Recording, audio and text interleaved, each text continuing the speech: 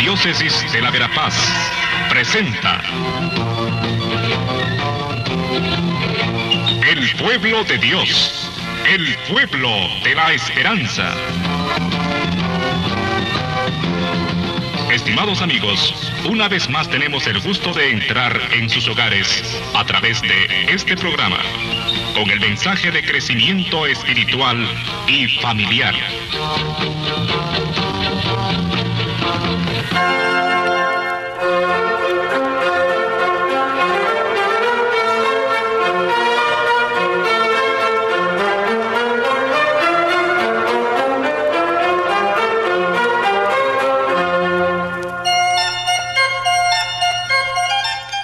El amor no se alegra de lo injusto, sino que se goza en la verdad, perdura a pesar de todo, lo cree todo, lo espera todo y lo soporta todo. El amor nunca pasará. San Pablo a los Corintios.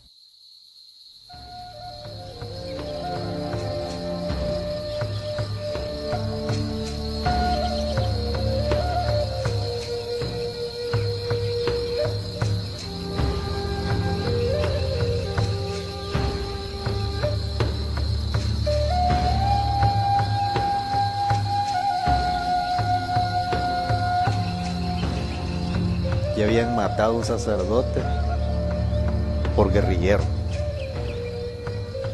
lo que realmente el padre Tulio no era.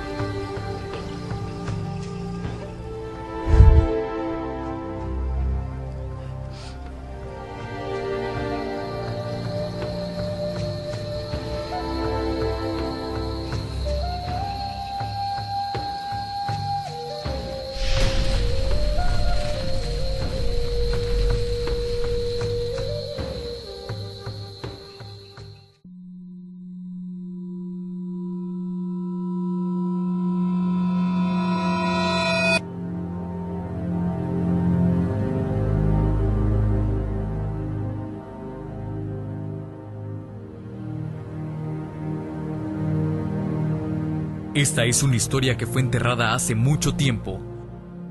Una historia de heridas que aún duelen. De un pueblo que aún sufre, pero sigue vivo. De batallas entre hermanos. Una historia de persecución a la iglesia y de dos grandes hombres que fueron asesinados por odio a la fe. 36 años de oscuridad que vivió el pueblo de Guatemala, pero que durante este tiempo siempre permaneció la luz que demuestra el amor al prójimo.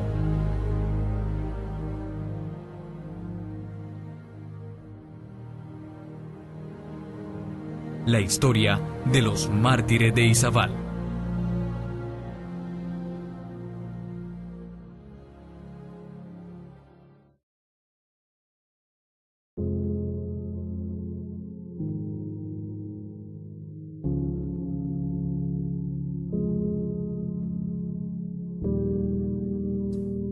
Fray Tulio nació en Lapio, un pequeño pueblo de Italia, el 23 de julio de 1929.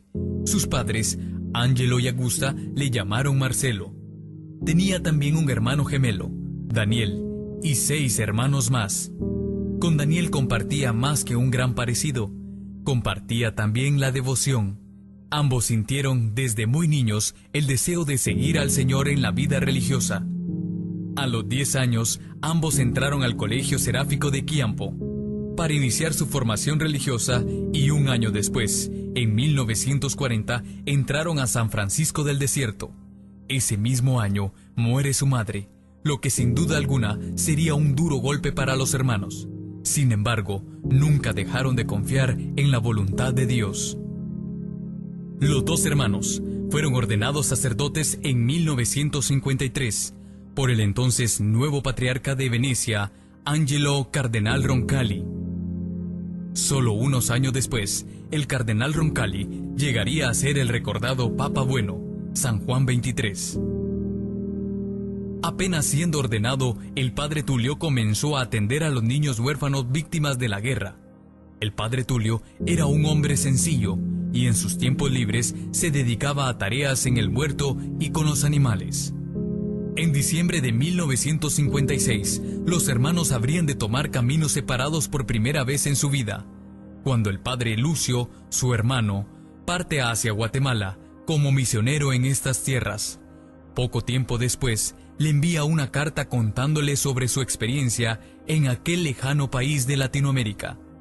Después de 4 años de correspondencia entre los dos hermanos y sintiendo vivo el espíritu misionero en su corazón, el padre Tulio parte también hacia Guatemala en el año 1960. Llega a la ciudad de Guatemala y es enviado poco tiempo después a Puerto Barrios, en la parroquia Sagrado Corazón de Jesús, donde trabajaría conjuntamente con otros frailes franciscanos. Es en esta parroquia donde continúa trabajando con los niños, enseñando la catequesis en las escuelas y conociendo el movimiento de cursillo de cristiandad.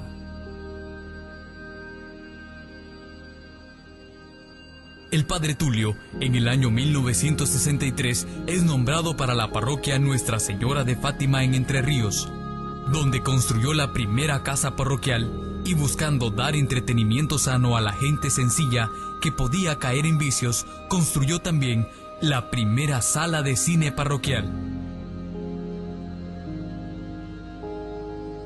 Cuando llegó a la parroquia de Entre Ríos, ahí no había iglesia, sino que había una medio casita, y él construyó el salón de parroquial de Entre Ríos y la iglesia de la casa parroquial y también la iglesia.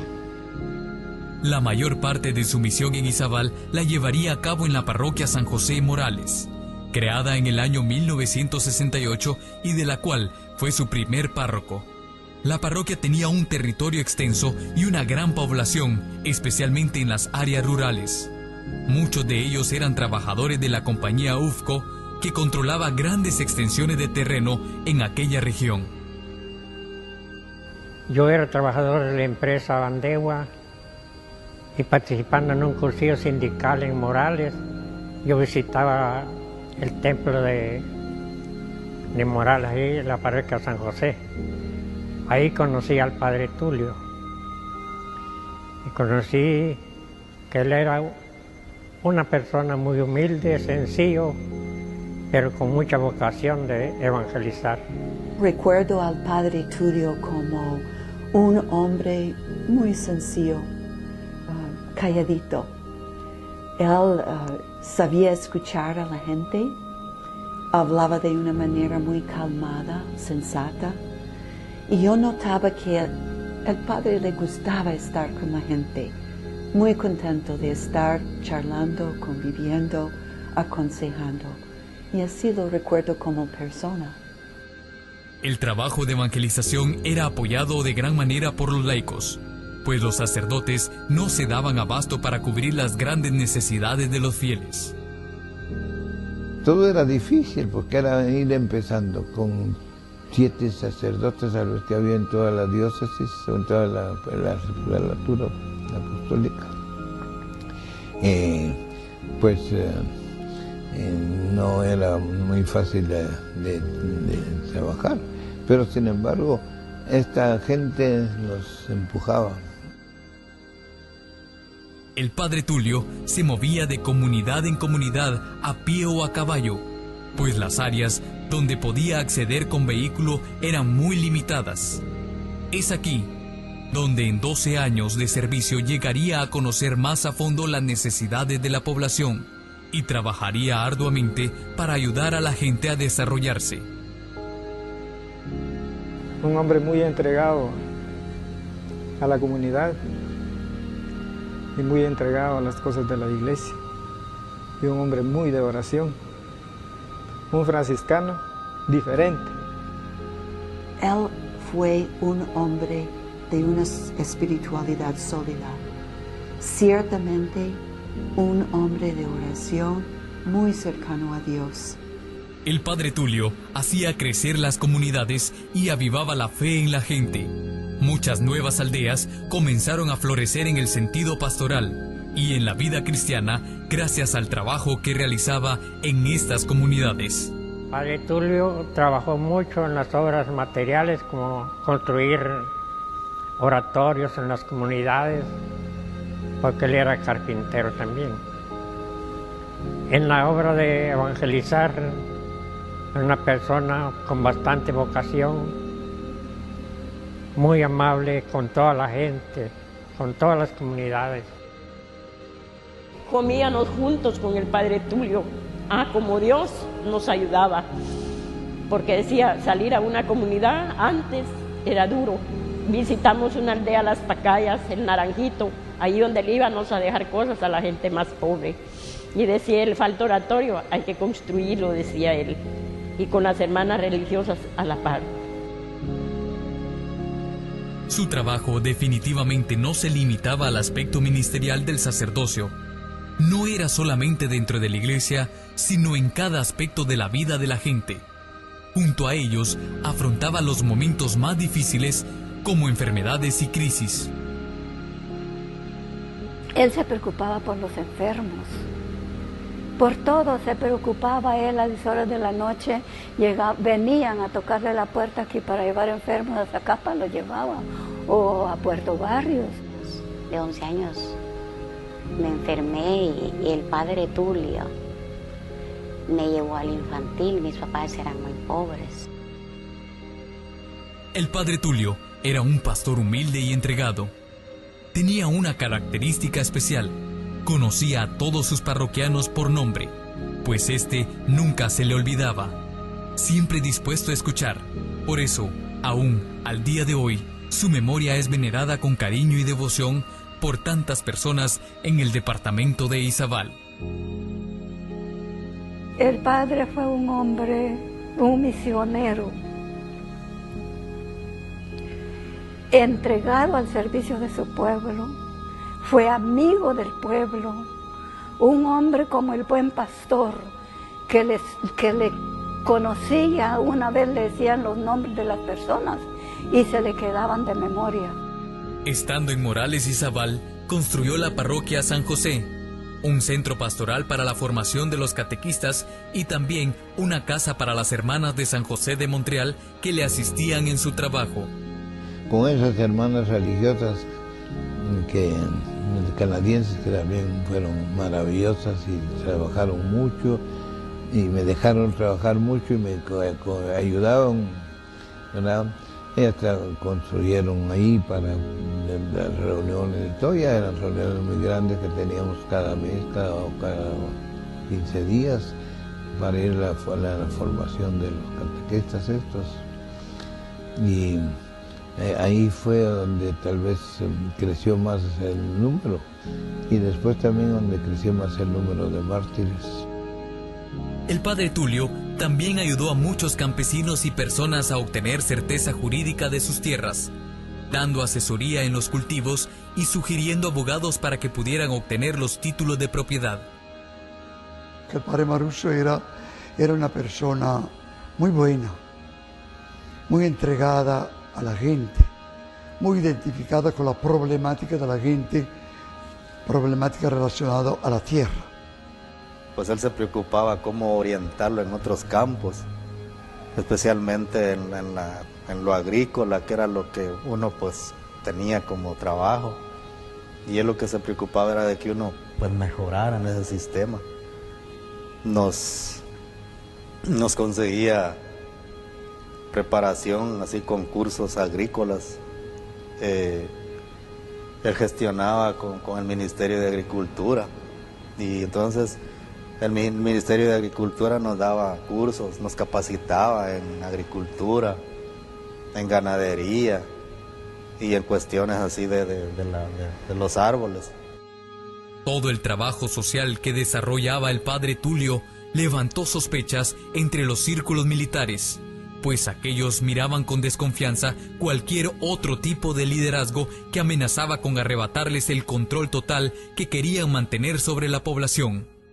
En estos años, muchos sacerdotes, religiosos y catequistas eran perseguidos en todo el país. Hasta los años 50 y pico, la iglesia tampoco no brillaba con la identificación con los problemas de la gente, o tenía una presencia más que todo de tipo cultural.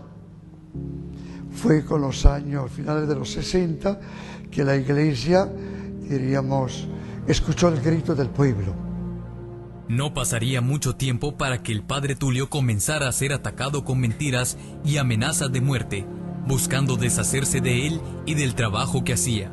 Las amenazas habrían de demostrar ser verdaderamente serias.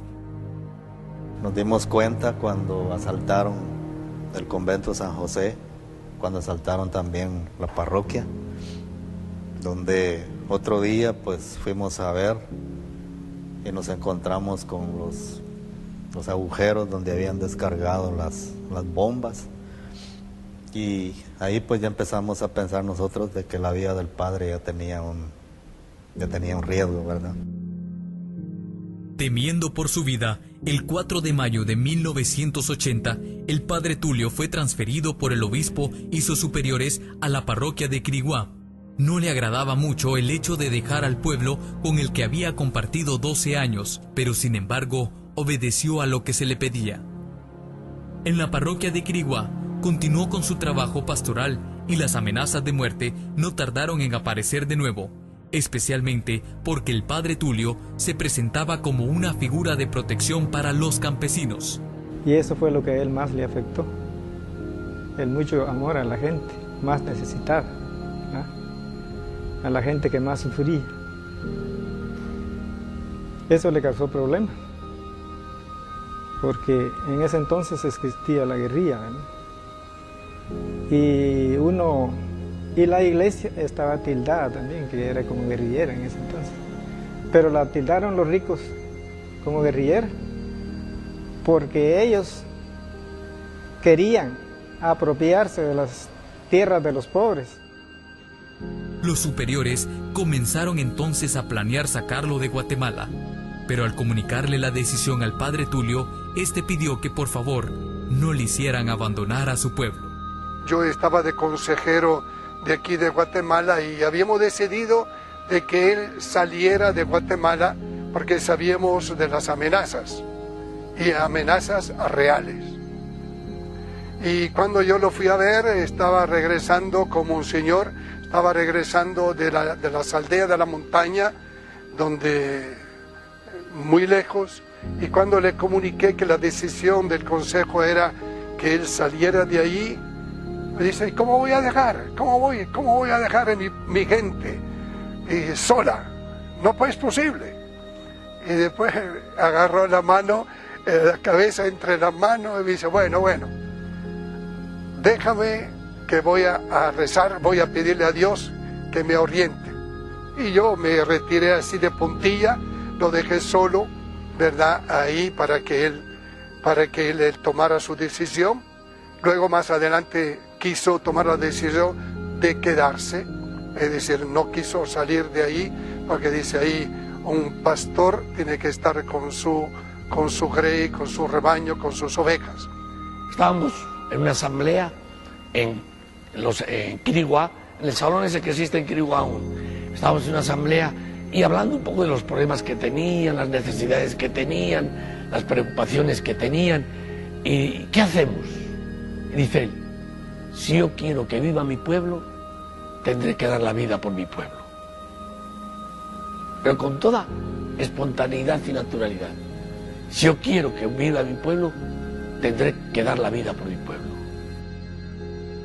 El padre Tulio había decidido mantenerse junto a su gente, en Guatemala, el país que había adoptado como suyo. Yo dijo, no quiero morir en otro país, yo quiero morir aquí donde he dado toda mi vida, dijo el padre Tulio.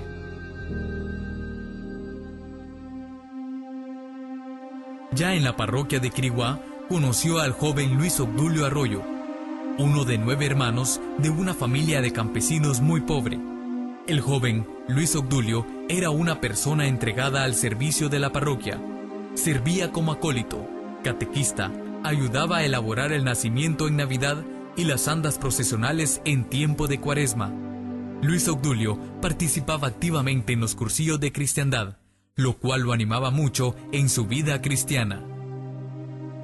Y Obdulio también fue un gran amigo nuestro. Cuando venimos y se empezó la casa de formación aquí, el padre Honorio llegó y dijo, hay un joven, dijo, muy buena gente. Él es terciario y es catequista, y lo dijo el padre, no. Y llegó con el padre Honorio Obdulio. Los que le conocieron le recuerdan como un joven disponible, atento y servicial, teniendo también experiencia en conducir, pues le habían contratado como piloto en la municipalidad local, y por eso no dudaba en ofrecerse para llevar al padre Tulio a donde necesitaba ir, para celebrar misa e incluso llevar en el carro de la parroquia a los enfermos al hospital. Su noble corazón no le permitía negar un favor a quien verdaderamente lo necesitara. Igual con el Monseñor, también muchas veces lo llevó, cuando él iba a las comunidades, se lo acompañaba a Puerto Barrios, algún trámite que los sacerdotes quisieran, y él lo hacía. Se ganó la confianza de todos ellos. Don Tulio, además de servir a la iglesia, él trabajaba como piloto de la Municipalidad de Los Amates. Una persona afable, amigable, que también se prestaba para servir al prójimo. Simultáneamente, aquel año, la represión a los miembros de la iglesia alcanzaba niveles nunca antes vistos. Se desató una persecución contra los miembros de la iglesia. Incluso el padre Tulio era uno de los blancos que ellos tenían para sembrar más el temor en esas comunidades. Porque la represión fue tan brutal, porque quisieron desde las raíces eliminar esa semilla. La familia de Luis Obdulio, por miedo, le pedían que no pasara tanto tiempo con el padre Tulio, pues todo mundo sabía de las amenazas de las que él era víctima. Sin embargo, Luis Obdulio siempre confió en Dios y nunca tuvo miedo. Tan solo 2 meses antes de su muerte, dijo en un cursillo de cristiandad: «Yo me siento limpio y no tengo miedo de morir». Y ante la insistencia de quienes temían por su vida, dijo: «Si matan al Padre, y yo estoy con él, y tenemos que morir juntos, no importa, es mejor».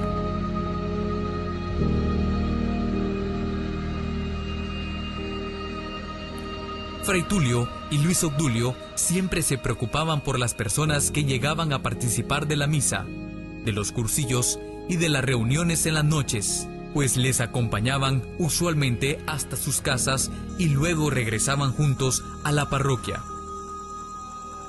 Es eso precisamente lo que hacían la noche del 1 de julio del año 1981. Esa ocasión, esa noche, salimos del Ultreya y estaban los cursillistas de Campos Nuevos arriba en la palangana de mi pick-up. Palabras textuales de Luis Obdulio, y se acerca a mí y me dice: «Doctor, no tenga pena. El padre Tulio y yo vamos a llevar a los muchachos». En ese momento se bajaron los muchachos, los hermanos cursillistas, y se subieron al pick-up que andaba manejando Obdulio, juntamente con el padre Tulio. Y yo me dirigí a la casa donde vivía, que era la casa del Centro de Salud, y me acosté. El padre Tulio y Luis Obdulio querían evitar poner a más personas en riesgo. Por eso se ofrecían ellos en llevar a las personas a sus hogares. Había un señor, Martín Gil, ya murió. Él dice que se vino con ellos en el carro. Él traía su guitarra, dice que aquí en Quiriguá lo bajaron en el cruce. Y don Martín dice que le dijo al padre: «Padre, yo me voy a ir con ustedes a Campos Nuevos». No, bájate aquí, dice que le dijo. «Pero es para que no se vengan solos». «No, nos venimos solos, no tengas pena, bájate». No le permitió ir y se bajó don Martín, siguieron ellos. Después de asegurarse que las personas estuvieran a salvo en sus casas, y mientras se dirigían de nuevo a la parroquia, fueron emboscados y asesinados a tiros a eso de las 10 de la noche.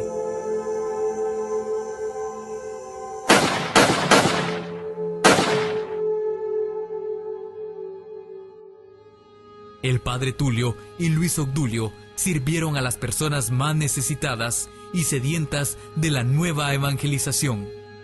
Abrazaron juntos también el martirio, entregando sus vidas por el servicio a Cristo y su iglesia.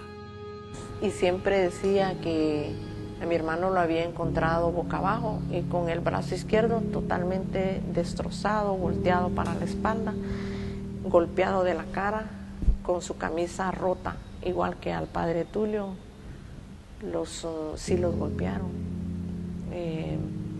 uno a cada lado, ¿verdad? Como a las 2 de la mañana llegó otro señor a avisar que al padre lo habían asesinado. Claro, las campanas como a las 4 o 3 de la mañana y nos levantamos y venimos a ver. Y dijeron que habían matado a Obdulio y el padre Tulio. Y el señor del carro donde los traían paró y mi papá se subió a la palangana y le dio vuelta a mi hermano.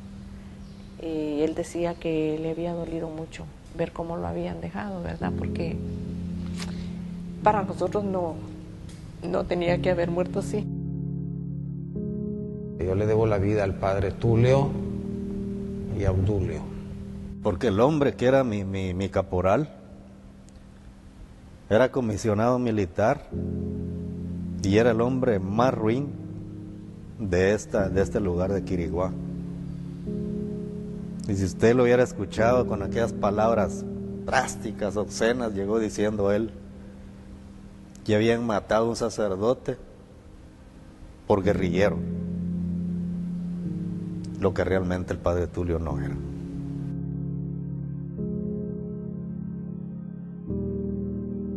Cuando nos dimos cuenta que el padre ya lo habían asesinado, ¿verdad que mataron al guerrillero? Pero si hubiera sido guerrillero nos hubiera enseñado a manejar armas. En ese tiempo a nosotros nos apuntalaban con el dedo, que a los catequistas y delegados los iban a dar muerte igualmente como le hicieron al padre Tulio. El asesinato del padre Tulio y Luis Obdulio fue sin duda alguna un gran golpe para toda la comunidad.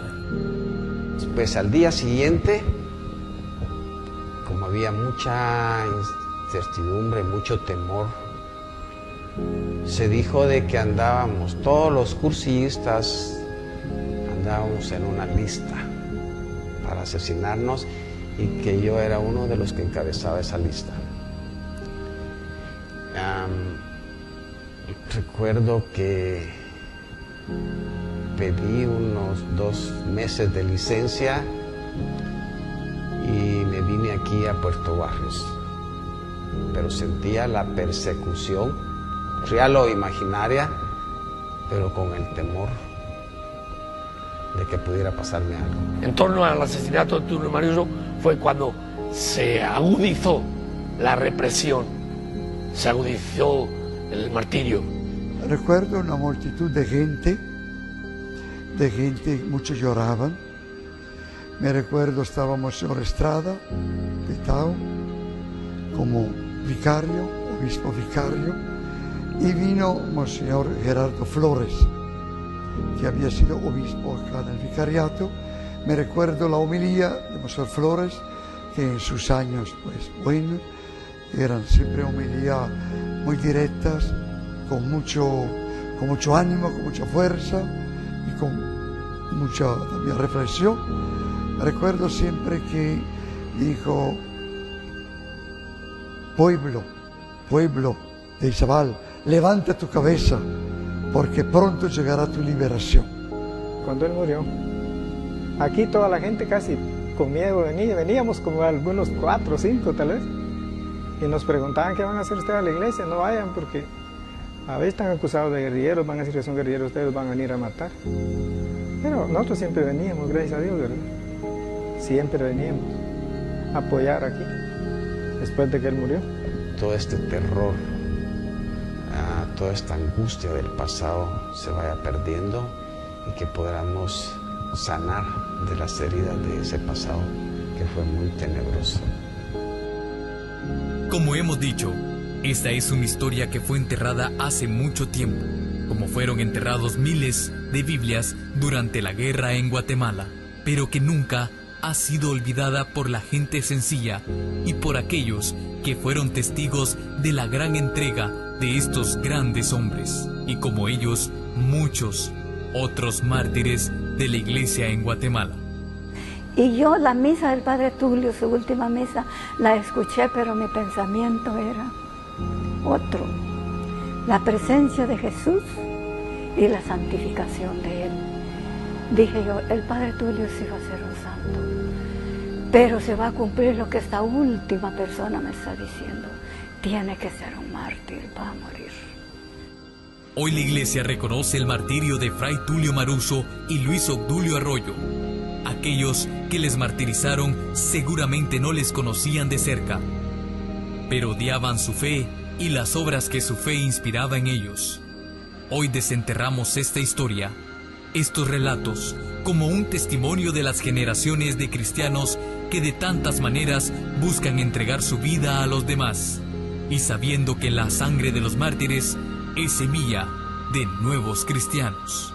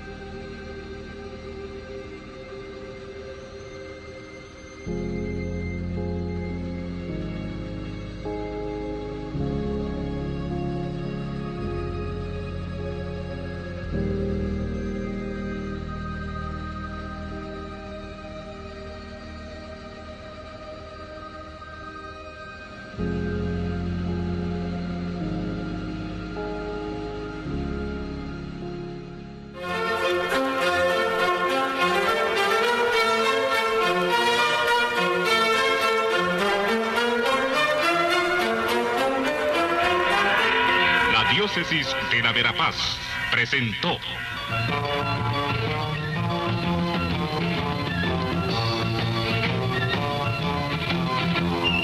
El pueblo de Dios, el pueblo de la esperanza. Agradecidos por su atención al mensaje de crecimiento espiritual y familiar. Hasta otra oportunidad.